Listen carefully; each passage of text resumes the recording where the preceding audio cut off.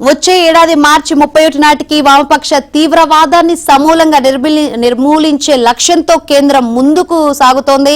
ఇందులో భాగంగా ఓవైపు మావోయిస్టు కీలక నేతల ఎన్కౌంటర్లతో పాటు మరోవైపు సరెండర్ల ప్రక్రియ కొనసాగుతుంది. గత నెలలో మావోయిస్టు టాప్ కమాండర్ హిడ్మాను ఎన్కౌంటర్ చేసిన భద్రతా బలగాలు ఇప్పుడు పాపారావు అలియాస్ మోంగు బర్సాదేవా అనే మరో ఇద్దరు కీలక నేతలపై దృష్టి సారించాయి. వీరిద్దరూ నిషేధిత సిపిఐ పార్టీ కేంద్ర కమిటీలో సభ్యులు కానప్పటికీ వారి లోతైన స్థానిక సంబంధాలు, ఛత్తీస్గఢ్ దక్షిణ బస్తర్లోని విశాలమైన ప్రాంతాలపై ఉన్న పట్టు వారిద్దరిని భద్రతా బలగాల మోస్ట్ వాంటెడ్ జాబితాలో చేర్చాయి.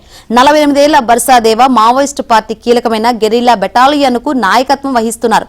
ఆయన సుక్మా జిల్లాలోని హిడ్మా స్వగ్రామం పూవర్తికి చెందిన వ్యక్తి.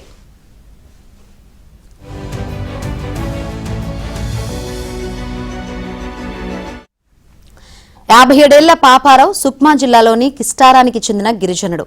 వీరిద్దరూ మావోయిస్టుల ప్రధాన కేంద్రమైన దక్షిణ బస్తర్కు ఇన్ఛార్జీలుగా ఉన్నారు. బర్సాదేవా నేతృత్వంలోని the people's liberation guerrilla army battalion ఒక్కటే ఇంకా క్రియాశీలకంగా ఉందని బస్తర్ ఐజీ పి సుందర్ రాజ్ వెల్లడించారు. భద్రతా బలగాలు ఇప్పుడు పాపారావు దేవాలను గుర్తించేందుకు ఆపరేషన్స్ ను ముమ్మరం చేశాయి. 2025లో డిసెంబర్ 9 వరకు బస్తర్లో 96 ఎన్కౌంటర్ల ఘటనలు జరిగాయి.